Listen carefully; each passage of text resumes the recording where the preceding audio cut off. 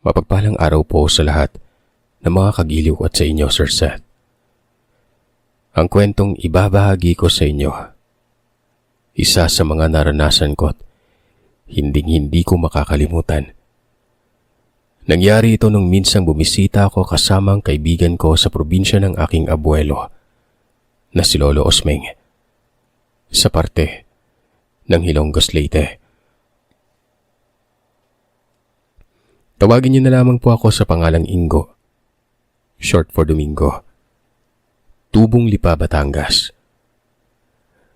Taong 1998 nang mabalitaan ng aking inang may malubhang karamdaman ng lolo ko. Nang malaman yun ng aking ina ay labis-labis ang pag-aalalang nararamdaman niya. At dahil sa ako ang panganay at nasa tamang edad na, ako ang pinakiusapan ng aking inang bisitahin ko sa probinsya si Lolo Omeng. Hindi din kasi siya pwede dahil may sakit din ang bunso kong kapatid at walang mag-aasikaso dito. Kapag siya ang magbabakasyon sa probinsya para alamin kung ano na ang kalagayan ng kanyang ama. Anak, Ingo, pwede mo bang bisitahin ang Lolo Osmeng mo? Kahit 2 linggo lang. Kamustahin mo lang ang kalagayan niya. Hindi kasi ako mapalagay simula nang malaman ko kay Emilia ang nangyari sa aming ama. Pwede naman, ma. Ang kaso nga lang may pasok pa po ako sa trabaho. Hindi ko alam kung pwede ba akong lumiban kahit 2 linggo lang. Kunwari ko pang tugon nun. Pero ang totoo talaga, Sir Seth, ay ayokong magbakasyon sa probinsya ni Mama. Bata pa ako nung huling magbakasyon ako doon. Kaya't hindi ko na maalala ang lugar na tinitirahan ni Lolo Osmeng. Isa pa'y nasanay ako sa mataong lugar kaya tiyak na mabuburyo lamang ako kapag magbakasyon ako sa probinsya ng 2 linggo. Baka mabaliw ako doon dahil hindi ako sanay sa tahimik. Muli ay nakiusap ito sa akin na kung pwede ko daw kausapin ng boss kong liliban na muna ako sa trabaho. Sabihan ko lang umano na may malubhang sakit ang lolo ko at kailangan kong umuwi noon. Alam niyang papayag naman umano ang amo ko dahil kaibigan naman niya ng aking ama. Bumuntong hininga ako at tumango. Wala naman kasi ako magagawa pa kahit na anong irarason ko sa kanya. Sige po, ma. Sabihan po kita kapag nakausap ko na yung boss ko. Maraming salamat, anak. Naway pumayag yung boss mo, ha? Ikaw lang ang pagkakatiwalaan kong magbakasyon sa probinsya. Yang kasing si Alfred, wala akong tiwala dyan. Alam mo namang mabarkada yan.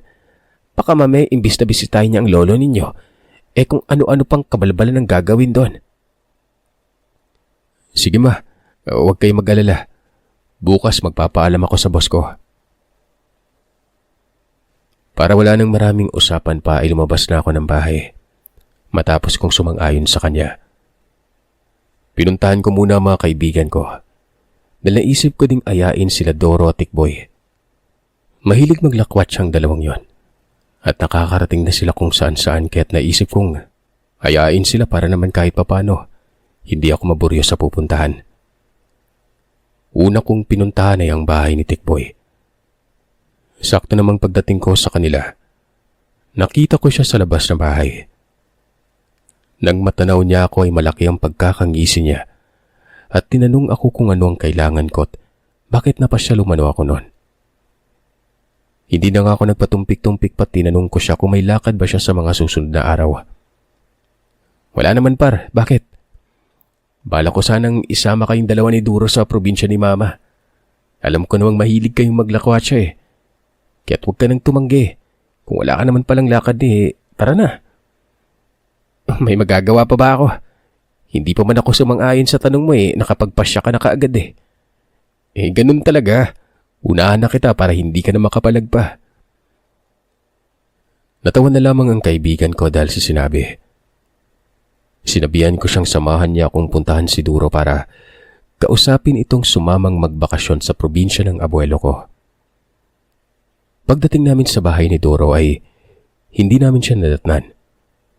Ang sabi ng kanyang ina ay may pintahan lamang daw sandali ang kaibigan namin. Hintayin na lamang daw namin ni Tikboy dahil pabalik na raw yun. Habang hinihintay namin si Duro, nagkwentuhan na muna kaming 2. Sinabi ko sa kanyang huwag siyang mag-alala sa gastusin dahil may tabi naman akong pera at alam kong sasapat to para sa mga gastusin namin habang nagbabakasyon. Yun naman pala, mas gusto ko yung plano mo. Ilang minuto ang nakalipas ay dumating si Duro. Sasabihin ko pa lang sana sa kanyang tungkol sa pagpunta namin sa probinsya. Pero inunahan na ako ni Tikboy na sabihin dito ang lahat.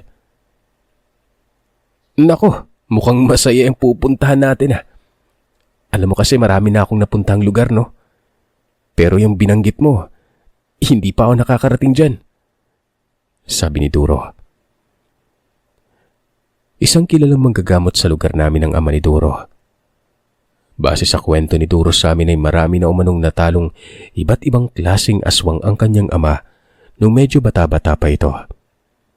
Kaya naman hindi natatakot ang kaibigan kong ito na maglakbay kung saan saang lugar.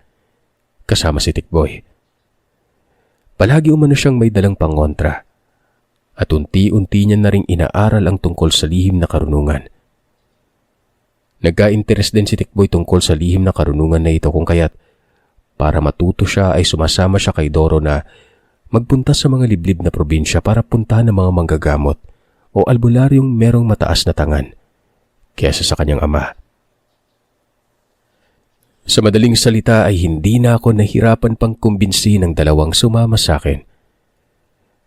Pagsapit ng kinagabihan, sinabihan ko ang mga magulang ko tungkol sa pagsama ng mga kaibigan ko. Hindi naman sila tumutol sa sinabi kong isasama ko mga kaibigan ko noon. Pero binilinan nila ako mag-ingat kami palagi at hanggat maaari ay huwag masyadong makikipagsalamuha sa mga tao. Araw ng pag-alis namin, madaling araw pa lang, bumiyahe na kami ng mga kaibigan ko papuntang terminal. Sa paglipas ng mahabang oras ay wala namang naging aberya. Pagdating namin sa probinsya at makababa na ng bus, natanaw ko ang isang pamilyar na mukha noon. Tio Arman! Sambit ko habang tinititigan ng lalaking nakatayo malapit sa tricycle. Tama, si Tio Arman nga. Hindi ako pwede magkamali. Minsan nang nakapagbakasyon sa bahay namin si Tio. Kaya't noong matanaw ko siya pagbaba namin ng sasakyan ng mga kaibigan ko, tiningnan ko ang mga kaibigan ko at itinuro kung saan naroroon ang tiyuhin ko noon. Bitbit ang mga gamit at pasalubong ay nagmadali na nga kaming lumapit kay Tio Arman. Pero syempre Sir Seth, sinigurado ko muna kung siya ba talagang tiyuhin ko. Hindi ko akalaing magbabakasyon kayo dito ah. Nagulat talaga ako nung lapitan mo ako, iho. Sambit ni Tio. Sinabi ko sa kanyang inutusan ako ng aking inang bisitahin si Lolo para malaman kung ano ang naging kalagayan niya. Magmula kasi noong malaman niya sa panganay nilang kapatid ang tungkol sa pagkakasakit ni Lolo, hindi na ito mapalagay. Pasensya ka na Tiyong kung hindi nakapagbakasyon si Mama. May sakit kasi yung bunsong kapatid ko. Kailan lang na-ospital yun kaya hindi siya pwedeng iwan ni Mama. Tanging pagtango lamang ang naging tugon ni Tio Arman. Naging abala na ito sa pagsasalansan sa tricycle ng mga bitbit naming gamit at pasalubong. Nang matapos ng maiayos yun, ay sinabihan na kami ni Tio Arman na sumakay na. Si Duro ang sumampa sa likuran ng tricycle katabi kung saan nagmamaneho ang driver. Ako naman at si Tikboy ay sa loob ng tricycle kami sumakay. Agaran nang pinaandar ng tiyuhin ko ang minamanehong tricycle papunta sa baryo. Sa pagdaan ng mahigit isang oras, pumasok na kami sa isang makipot na daan na sa palagay ko ay kakasya lamang isang sasakyan. Pagpasok namin doon, Sir Seth, mabilis na pinaharurot ni Tio Arman ang pagpapatakbo ng minamaneho niyang tricycle na para bang may hinahabol. Medyo napakapit pa nga ako sa bilis ng pagpapatakbo niya. Sa bawat gilid ng daan ay purong mga nagtataasang puno at mayayabong na talahiban ang natatanaw ko. Medyo hindi ako nakaramdam ng maganda nun. Para bang natatakot ako habang pinagmamasdan ng bawat nadadaanan namin. May mga bahay naman akong nakikita pero iilan lang. Yari pa sa pawid ang bubong at kawayan naman ang dingding. Akala ko nga yun na ang baryo kung saan naninirahan si Lolo nun eh. Pero hindi pa pala. Makaraan lamang ang mga 15 minutos ay pumasok na kami sa isang malawak na baryo. At doon pa lamang nagdahan-dahan sa pagpapatakbo ang tiyuhin ko. Ilang sandali pa ay pumarada ng tricycle sa tapat ng bahay na may kalakihan nun. Bumaba na ako nang marinig ko ang tiyuhin kong nagsalitang, nakarating na umano kami. Pagbaba ko nga ng tricycle, nakita kong may lumabas na matandang babae sa bahay na hinintuan namin. Napag-alaman kong asawa pala ni Tio Arman ang babaeng lumabas. Abay, binatang-binata ka na, iho. Noong umalis kayo dito ay maliit ka pa lang ah. Pagpasok ko sa loob ng bahay ay tinanong ko si Tia Sally kung nasaan si Lolo Osming. Sinabi niya namang nagpapahinga ng lolo ko. Mamaya ko na lamang umano puntahan sa kwarto dahil kakatulog lang. Inutusan naman ni Tio Arman si Tia Sally na ipaganda kami na makakain nun. Naku, wag na po kayo mag-abala, Tiyang. Busog pa po kami. Kakakain lang kasi namin kanina bago dumating sa terminal. Nagwika naman si Tio Arman na kung ayaw umano naming magmerienda. Magpahinga na lamang daw muna kami para makabawi kami ng lakas nun. Alam niya kasi kung gaanong kalayo ang binyahe namin. Kaya't alam niyang pagod na pagod kami. Sinamahan kami ni Tio Arman sa silid na mapagpapahingaan namin nun. Sinabi niya sa amin kakatukin niya na lamang kami mamaya kapag kakain na. O kaya naman ay lumabas na lamang kami ng silid kapag gising na. Tumango ako at nagpasalamat kay Tio Arman at Tia Sally. Pagkatapos ay pumasok na nga sa kwarto at nagpahinga. Alam mo par, kanina nang dumaan tayo doon sa maliit na parang city ba yun? Yung purok? Yung panghuli nating nadaanan bago pumasok sa baryo? Ibang-iba yung nararamdaman ko sa lugar na yon. Wika ni Duro. Kunot noo at nagtatakang tinanong ko siya kung ano ang ibig niyang sabihin. Ewan ko basta, hindi ko mapaliwanag yung nararamdaman ko eh. At saka nga pala, dito sa loob ng bahay, may nararamdaman din akong kakaiba. Napakabigat, mula nung pumasok tayo. Baka nanibago ka lang, tol. Hindi ka lang siguro sanay dahil kakarating pa lang natin. Bukas o sa makalawa, hindi na ganyan yung mararamdaman mo. Nagibit balikat lamang si Doro at hindi na muling umimik pa. Hindi ko naman pinagtuunan pa ng pansin ang sinabi ng kaibigan ko. Naisip ko kasing baka gaya ko ay naninibago lamang din ito kung kaya't ganun ang nararamdaman niya. Ipinikit ko na nga mga mata ko at hindi kalaunan na ay tuluyan ng dinuyan ang aking diwa hanggang sa makatulog na ako noon. Hapon na nang magising ako. Pagdilat ko ay siyang kakagising lamang din ng dalawa kong kaibigan. Sabay na kaming lumabas ng silid at nagtungo sa sala. Pagdating namin sa sala, ay siyang pagpasok naman ni Tio Arman at may bitbit na inihaw. Nakangiting binati niya kami at sinabing sumunod sa kanya para makapagmerienda. Ate Yong, gising na po ba si Lolo Osming? Tanong ko. Tumango ito at sinabing kanina pa daw gising si Lolo. Kung gusto ko pagkatapos kong magmerienda ay puntahan ko na ang abuelo ko sa silid nito para magkamustahan. Nagmadali na nga akong kumain at nang natapos na ay pinuntahan ko na si Lolo Osming sa silid nito. Pagpasok ko ay nadatnan ko siyang nakaratay na at sobrang napakapayat niya na halos butot balat na lamang. May mga sugat ito sa kamay na parang bakasyon ng lubid. Iyon bang tipong pinuwer siya siyang talian sa kamay pero nagpupumigla siya kaya nagkanda sugat-sugat ang magkabila ang kamay. Kaagad akong nagmano at nagpakilala kay Lolo Manuel. Baka kasi hindi niya na ako naalala pa dahil sa tagal ng panahong hindi ako nakapagbakasyon. Lolo, kamusta na po? Ano pong nangyari sa inyo? Bakit marami kayong sugat? Sa mahina at paos na boses ay sinabi niya sa aking, wala umano yon. Huwag ko daw pansinin ang mga sugat niya. Huwag pansinin? Paano hindi ko papansinin gayong ang dami oh. Minamaltrato ba kayo dito, Lo? Tanong ko sa kanya. Sa pagkakalang pinagbubuhatan ng kamay si Lolo at hindi pinapakain ng tama nun. Tinanong ko rin siya kung nakakakain ba siya sa tamang oras. Bakit ganun siya kapayat? Parang 1 buwan siyang hindi pinapakain. Tumingin sa akin si Lolo Osming at pilit ang ngiting nagwikang, maayos ang pag-aalaga sa kanya ni Tia Sally at Tio Arman. Sadyang may sakit lang talaga siya kaya wala siyang ganang kumain. At yung mga sugat na nakikita ko, siya ang may kasalanan. Sigurado po kayo Pwede niyo namang sabihin sa akin ng totoo, Lo. Alam niyo kasi nag-aalala na rin si Mama sa kalagayan mo Ano ka ba, Apo? Wala ito. Huwag mo akong alalahanin. Maraming salamat pala dahil binisita mo ako dito kahit na ang layo mo. Sandali pa kaming nag-usap bago ako nagpaalam sa kanyang lalabas na para makapagpahinga na ulit siya. Humingi din ako ng tawad dahil sa pagiging osesero ko. Hindi ko kasi kayang pagmasdan sa nakakaawang sitwasyon si Lolo noon. Paglabas ko ng silid ni Lolo Osming, tinanong ko si Tio Arman kung ano ang nangyari kay Lolo.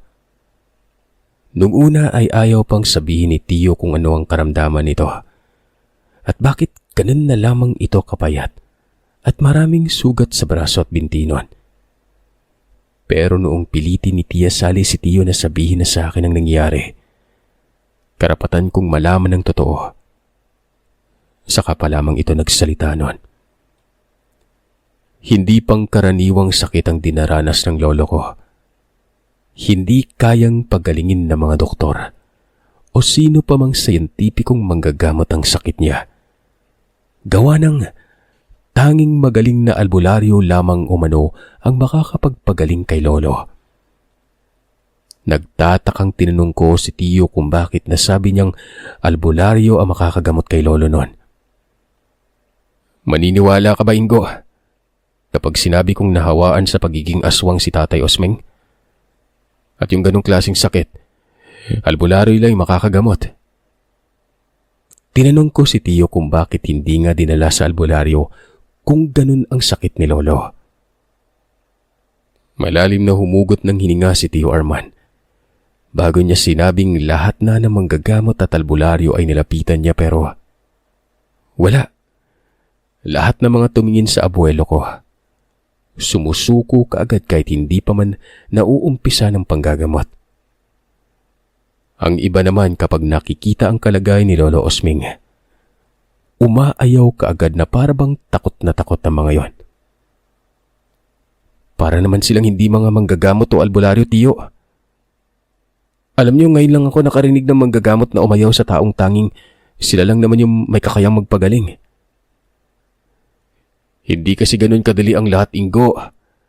Ang sabi kasi sa akin nung huling tumingin sa lolo mo, masyado daw malakas yung aswang at hindi nila kakayanin yon.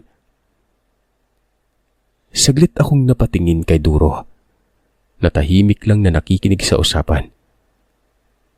Par, hindi ba nasubukan mo ng manggamot ng nayanggaw? Oo, nasubukan ko na.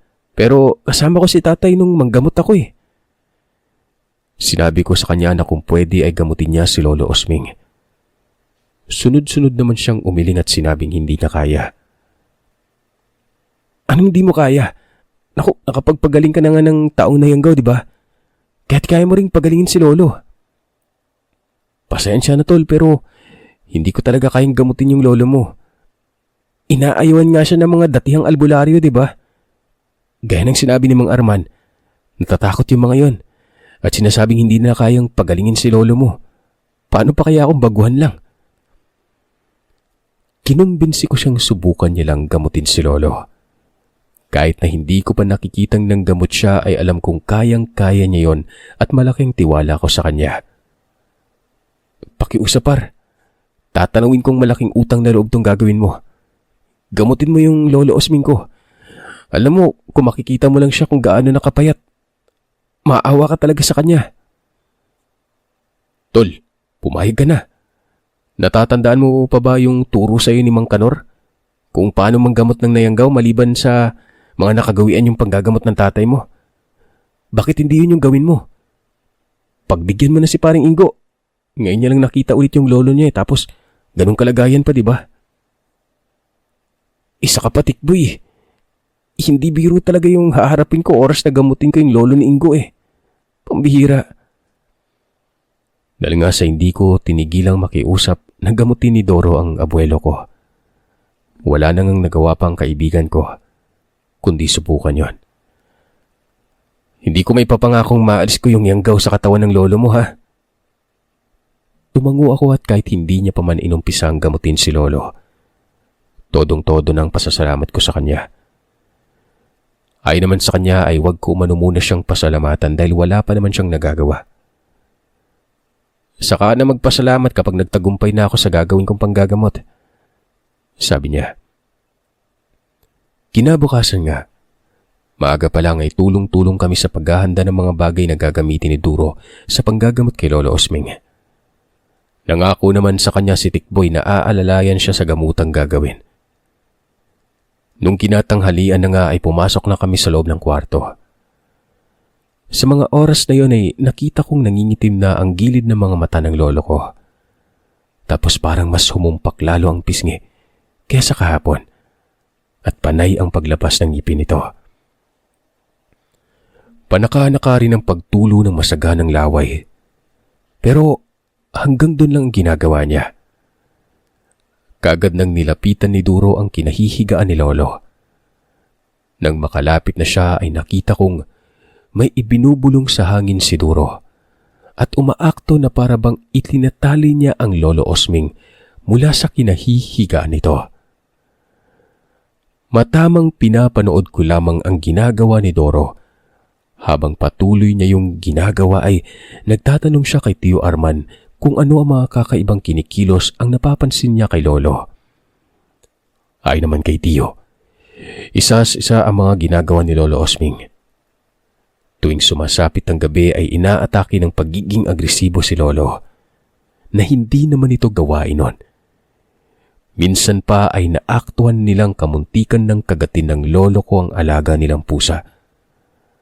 Mabuti na lang talaga at noong akmang kakagatin na ng abuelo ko ang pusa ay mabilis na naagaw yun ni Tio Arman at doon ay nabuliwan niya ang kanyang ama at nasabihang baliw. Dahil nga sa sino ba namang matinong tao ang kakain ng buhay na hayop, diba? Daig pa umano ni Lolo Osming ang hindi pinapakain ng ilang buwan para maisipang kumain na lamang ng mga buhay na hayop nun. Una nilang pinatingnan sa doktor ang abuelo ko. Pero lahat ng findings ay wala namang makitang mali o sakit nun. Kaya naman noong napagpasya nilang ilapit na sa albularyo, ay doon na nga sinabing nayanggaw si Lolo Osming. Halos lahat ng mga albularyo at manggagamot na kilala ko, nilapitan ko at pinakiusapang gamutin si tatay pero wala. Lahat sila ayaw nilang gamutin. Natatakot silang balikan umano sila nung aswang na yumanggaw. Kaagad na inihanda ng kaibigan ko ang almirez. Maya-maya pa ay nakita kong may inilagay siyang pulbos na gawa sa iba't ibang halamang gamot. Mga pinatuyong dahon yon at sinunog na ugat ng halaman na ginawa niyang pulbos. Nang mailagay niya na ang lahat ng mga sangkap, dinikdik niya ito. Pagkatapos ay humarap muli kay Lolo Osming. "Tikboy, akin na yung balahibong ipinanda ko sa iyo," utos niya. Kaagad namang inabot ni Tikboy ang 3 pirasong balahibo ng manok sa kaibigan namin. Na makuha na ni Doro ay kaagad na isinama niya sa mga umuusok ng halamang dahon ang 3 pirasong balahibo ng manok na yon. Pagkatapos ay itinapat niya ito sa hinihigaang katre ng abuelo ko. Sa maniwala man kayo o sa hindi, habang sinusunog ng kaibigan ko ang balahibo ng manok, kitang-kita kong saglit na nagsikapalan ang kilay ni Lolo at may mga maliliit na balahibo ang tumubo sa mukha nito. Naging bilog na bilog rin ang mga mata niya. Namumula na para bang puputok na sa sobrang luha nun. Panay rin ang panginginig ng ulo nito na kung titignan ay parang ayaw na ayaw ni Lolo Osming na makalanghap ng ganoong klase ng amoy. Yun bang amoy ng sunog na balahibo. Iyon ang unang pagkakataong harap-harapan akong makasaksi ng ganong klaseng kaganapan. Kaya't hindi ko maiwasang pangilabutan ng gusto at matakot. Lalo na nung bumaling ang mukha ni Lolo sa kinaroroonan ko noon. Grabe, halos takasan ako ng ulirat habang nananatiling nakatitig pa rin sa abuelo ko. Alam nyo, para akong nakakita ng isang impakto sa katauhan ni Lolo. Nung mag-usal na muli ng orasyon si Duro, doon na biglang bumalik sa dating itsura ni Lolo Osming. Tumagal din ng ilang oras ang gamutan bago na ilabas ng abuelo ko ang bertud na ginamit ng aswang para mayanggaw siya. Nang matapos ang pahirapang gamutan, muling nagbago ang itsura ni Lolo. Kung kanina ay halos panawan ako ng ulirat dahil sa nasilayan kong katakot-takot na itsura nito, sa mga sandaling naisukan niya ng bertud ng aswang, nanumbalik na ang maayos na kaanyuan niya. Halos hindi ako makapaniwala habang pinagmamasdan ng kaibigan ko kung gaano kagaling sa larangan ng panggagamot. Sobra-sobrang paghanga kong yon.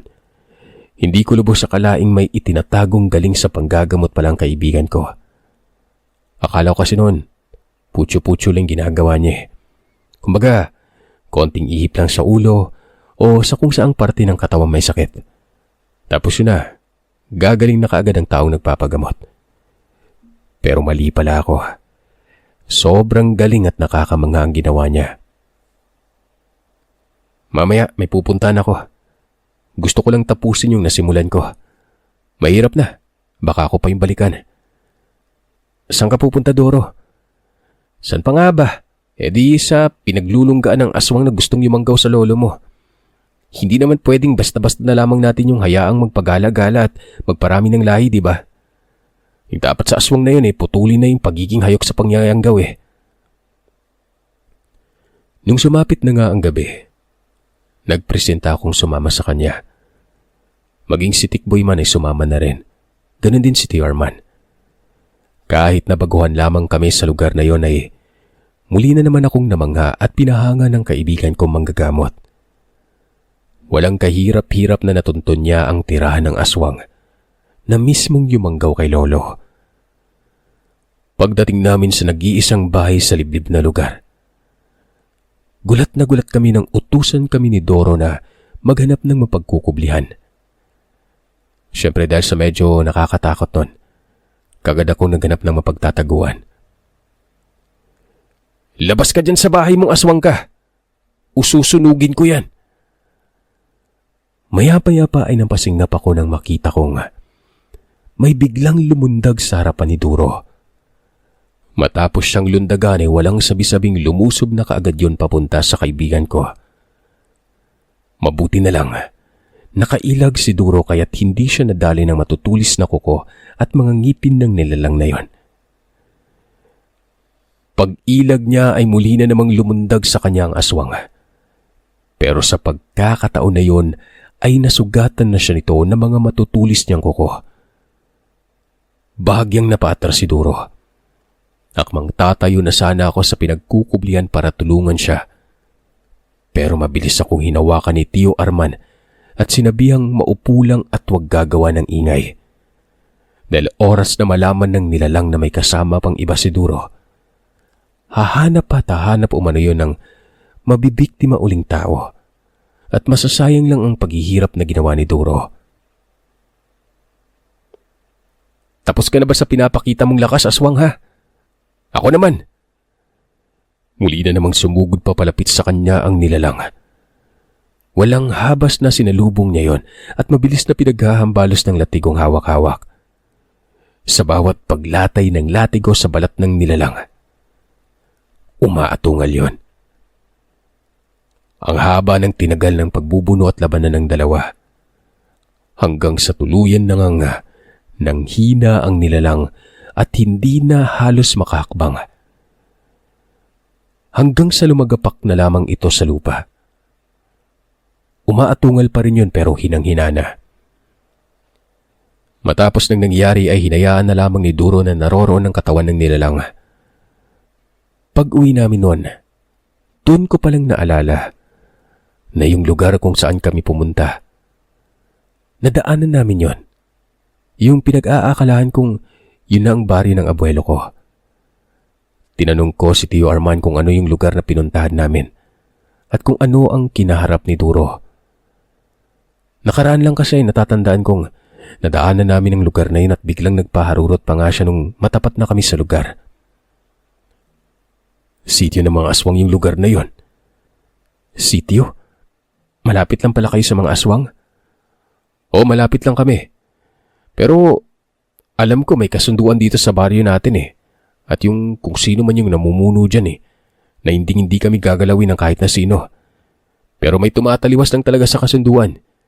Kaya nababagay lang din sa kung sino man yung nag-api nitong si Duro, kung anong mangyari sa kanya. Sa paglipas ng mga araw ay natuloy ang usapan namin magkaibigan na mamasyal. Mabuti na lang talaga at naisipan kong isama ang dalawa kong kaibigan dahil sa napakalaki ng naitulong nila sa akin.